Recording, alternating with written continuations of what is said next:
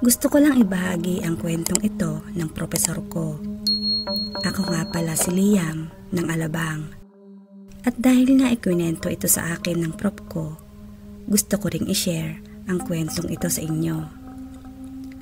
Taong 2011, nag-aaral ako sa Alabang sa kursong HRM. Isang maintenance pala sa isang KTV bar ang prof ko noon. Hindi ko na lang sasabihin kung saan KTV bar ito, pero bandang Manila yon. Nung panahon daw nila ay napakasikat daw nito at laging dinarayo, mapa-artista ay naglalagi dito. Ngunit bigla na lamang itong bumagsak. May isang katrabahong babae, si Sir noon. Maputi, singkit, matangkad at maganda. Isa siyang waitress at medyo masungit ito, pero nakakasundo mo naman siya katagalan. Tumagal sila dito dahil na rin sa sobrang daming guest nila at maganda ang kitaan nila rito. Subalit isang araw, bigla na lamang hindi pumasok ang babaeng tinutukoy sa kwentong ito. Lumipas pa ang 3 araw ay walang nabalitaan sa babae. Pumunta na ang mga magulang ng babae para hanapin ito at ipagtanong kung ito ba ay pumasok pa dahil nga nawawala na ito. 3 araw na ang lumilipas. Ngunit ni isa ay walang nakasagot dahil hindi raw ito nakita at hinahanap din nila ito sa trabaho dahil nga hindi na rin pumasok. Lumipas pa ang maraming araw ay hindi pa rin ito nakikita at walang balita kung nasaan siya naroon. Makalipas ang 2 linggo ay tila may naaamoy silang hindi kanais-nais. Amoy patay na daga. Hindi nila mawari kung saan ito nagmumula. Dahil sa sobrang nangangamoy na nga, ay hinanap nila kung saan nga ba ito nagmumula.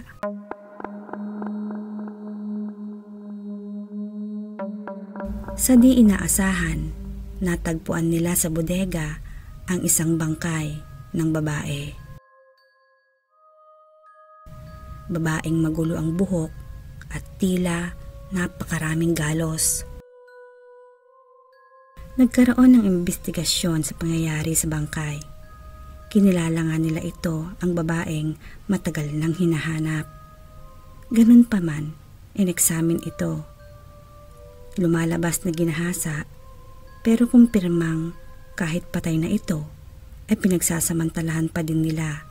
Kaya ganun na lang din nila itong itago dahil ginagawa pa rin nila itong parausan. 3 ang naging suspect dito. Ang una ay ang gwardya, ang pangalawa ay ang technician, at ang pangatlo naman, isang mataas ang tungkulin sa KTV bar na yon. Ang sabi ng kamag-anak ay pumasok pa ang dalaga, pero walang login ito sa gwardya. Makikita mo na nasa logbook na may punit ito. Pangalawa ay tila hindi mapakali at hindi makausap ng maayos ang mga nabanggit na sospek. Habang nasa kaso pang lahat ng ito, may kakaiba ng kaganapan sa KTV bar na yon. Katulad na lamang isang araw ay may naging guest silang pamilya at may nag-assist sa kanila. Nagtaka ang manager kung bakit sa isang kwarto ay may naka-occupied ng pamilya. Agad niyang pinuntahan para alamin kung sino ang nag-assist sa kanila. Pero ang sagot ng nanay sa pamilya ay may nag-assist sa kanila at iniwanan sila saglit para kuhanin ang mga order nila.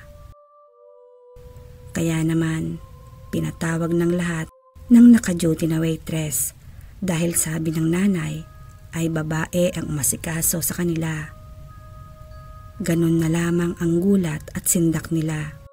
Dahil ni isa sa kanila ay wala sa waitress na humarap at asikasuhin ang pamilyang yon. Nang pinadescribe ito ng manager ay tila lahat sila tinaasan ng balahibo.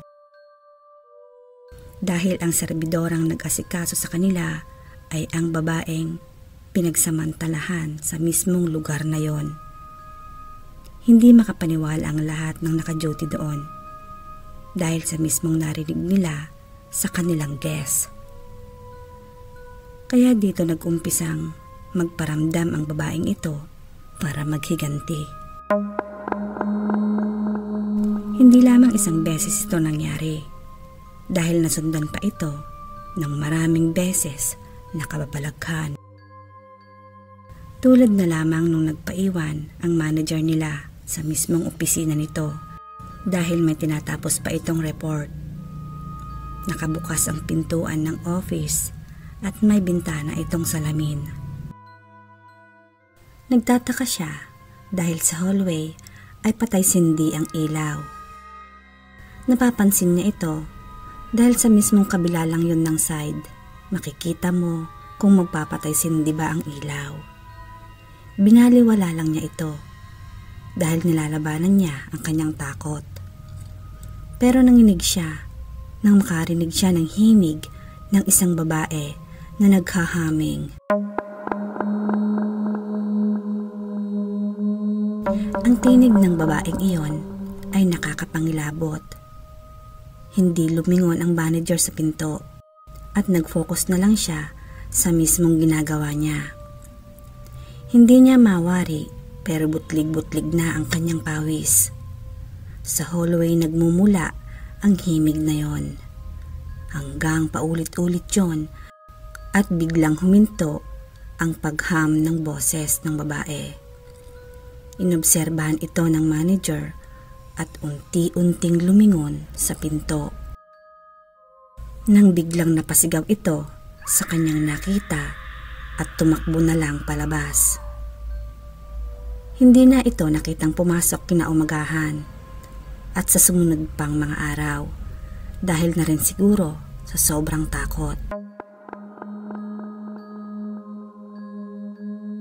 May isa pang pangyayaring nakakakilabot din dahil nga sa nangyari sa babae ay siya ang hinihinalang may gawa ng lahat ng ito. Sa kaluluwa niyang hindi matahimik. May bago silang manager, ganun din ang karanasan niya, pero this time ay kasama na niya ang prop ko. Dahil may ayusin sila at gabi na ito nangyari. Ang style kasi nun ay pasikot-sikot na hallway at para talaga siyang hotel na style. Naglalakad na sila papunta sa bahagi ng opisina. Naunang naglalakad ang kanilang bagong manager. Nang last turn na at paikot na sa hallway ng kanilang opisina, bigla na lang huminto sa paglalakad ang kanyang manager at nakatulala lang ito. Biglang sumigaw ito ng takbo dahil sa sobrang takot din ng prop ko. Kahit hindi pa niya nakikita ay tumakbo na rin siya. Hindi makapagsalita ang bagong manager nung tinanong siya ng prop ko kung ano nga ba ang nakita niya. Kinaumagahan, hindi na rin ito pumasok. Hindi na nalaman ng prop ko kung ano nga ba talaga ang nakita ng bagong manager hanggang ngayon. Kaya unti-unting humina at hanggang sa nagsara na ang KTV bar na yon dahil sa mga kababalaghang nangyayari. Hanggang dito na lang po muna ang kwento ko at sana ay nagustuhan ninyo. Ako nga pala si Norman at gusto ko lang ibahagi ang nakakatakot na experience ko sa pinapasukan kong trabaho. November 8, 2016, unang araw ko sa trabaho matapos ang matagal na pagkakatenga sa bahay. Makalipas ang ilang buwan na pagiging tambay ko, balik na naman ako sa pagiging isang haggard o sikyo. Day shift ang una kong sabak. Ang iilang office staff at ang mga construction workers pa lamang ang binabantayan ko sa unang araw ko doon. Dahil under renovation pa ang gusali, kaya wala pang items at mga empleyado. Aminado ako na nakakapanibago dahil hindi ako sanay sa maghapon na nakatayo. Pero wala akong pagpipilian. Ito ang linyang pinasok ko. Mabilis lumipas ang mga araw. Matatapos ko na ang unang linggo ko at ibig sabihin ay magpapalitan na kami ng karelyebo ko. Ako naman ang sasabak sa puyatan. Pabor ito sa akin dahil makakaupo ako. Unang gabi ko, mga bandang 10:00 na ng gabi, nasa loob ako ng madilim na gusali at tanging ilaw lamang mula sa ilalim ng hagdan, paakyat sa mga palapag ang tanging ilaw sa bandang likod ko. Bali ang pwesto ng hagdan mula sa entrance ay sa kanan, sa may kanto ng first floor.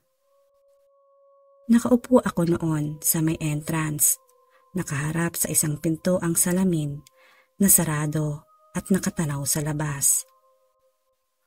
Kakatapos ko lang mag-rubing noon, kaya chill-chill muna. Hanggang parang bumigat ang batok ko.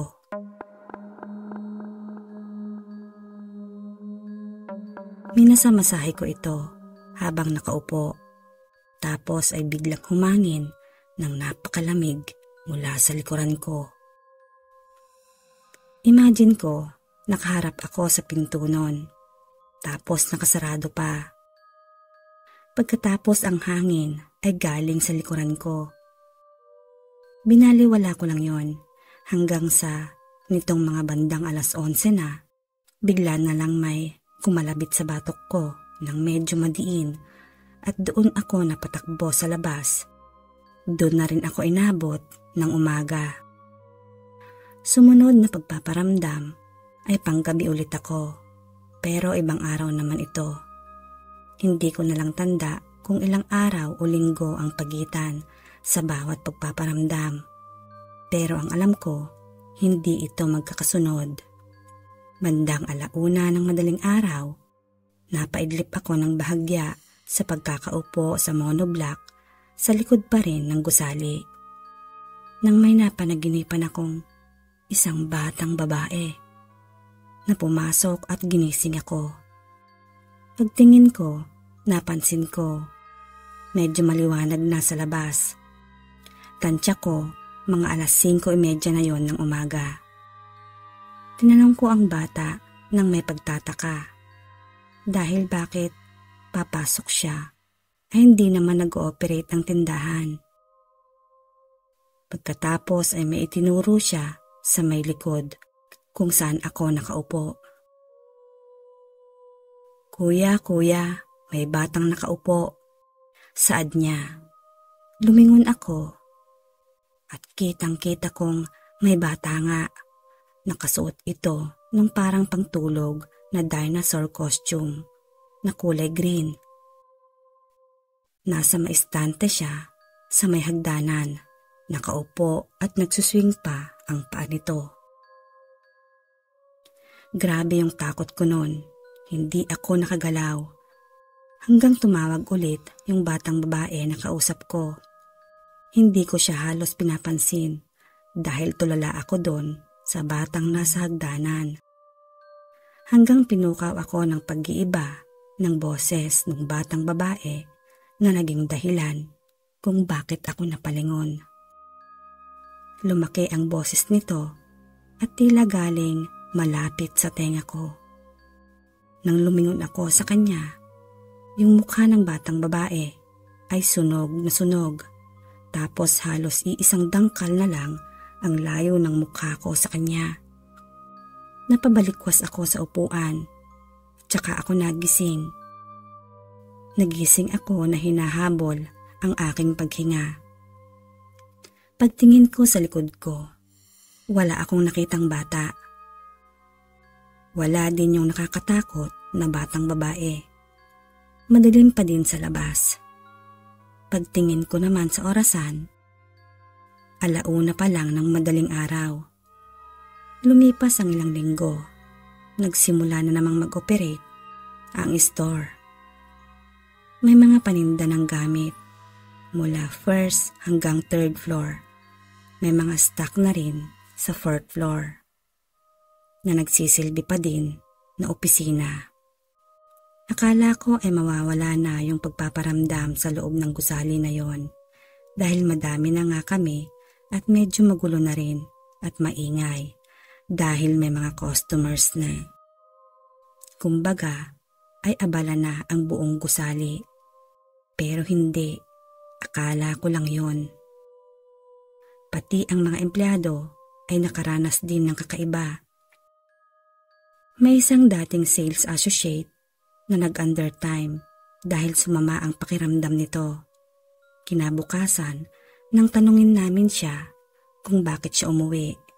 Ang sabi niya ay sumama ang pakiramdam dahil may matanda siyang nakita habang nagpupunas ng plato sa estante. May time din na papasok kami at pagbukas naman namin ng entrance, may makikita kaming putik at bakas ng paa. Maririnig ang yabag ng mga paa sa hagdan, lalo na pag inaabot ng gabi dahil sa deliver ng items. May mga oras din na sabay-sabay kaming nagkakasakit ng isang araw. Pare-parehong oras at pare-parehong sumasakit ang ulo namin to the point na umiiyak na talaga kami. Lalaki kami pero iniinda talaga namin ang sakit ng ulo. Wala kaming magawa kundi ang sabay-sabay na umuwi ng mga panahong yon. May mga oras din na nag-send ako ng picture ng coin bank na may nakasulat na multo. Pero pabiro lang yon. Nakapwesto ito sa may harap ng bintanang salamin, kaya hagip sa may loob ng building. Isinend ko sa GC namin yon, sa mga empleyado. Nagulat na lang ako dahil 2 sa kanila ang nag-PM sa akin. Sinend nila yung litrato na isinend ko bilang jokes. Pagkatapos ay binilugan nila yung sa may part ng bintana. Gulat na gulat ako dahil may bata na nahagip ang kamera ko na nakasilip sa estante. Nakatingin sa akin. Sobrang puti at ang itim ng paligid ng mata niya. Yun ang laman ng usapan kinabukasan. At agad ding pinabura ng manager ko sa akin ang larawan. Siguro para maiwasan ang pagkalat nito sa internet na maaaring makasira sa imahe ng tindahan. Ma-encounter din ako sa loob ng banyo. Pero hindi naman grabe, gaya ng pag-iyak ng babae na ang boses ay nagmumula sa ilalim ng zinc ng banyo sa second floor.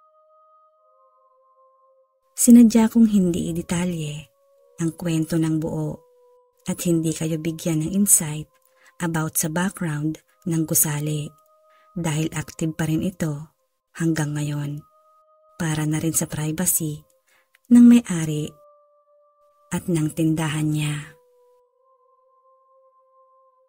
Hanggang dito na lang ang kwento ko at maraming salamat sa lahat ng nakinig o nanood ng kwento ko.